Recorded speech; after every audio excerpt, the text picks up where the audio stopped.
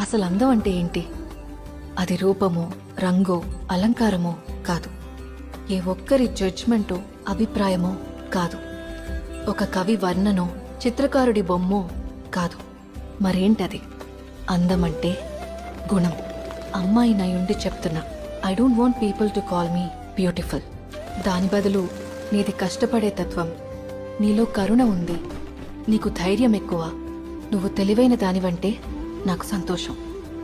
Address us by our qualities.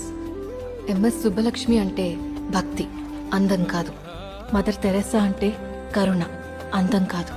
Ayn Rand అంటే తత్వం, అందం కాదు. సరస్వతి అంటే విద్య, దుర్గా అంటే ధైర్యం, గౌరీ అంటే తపస్సు, లక్ష్మి అంటే శుభం. ఇలా ఏ దేవతనైనా ఆమె క్వాలిటీస్ కోసమే పూజిస్తారు, ఆమె అందం కోసం కాదు.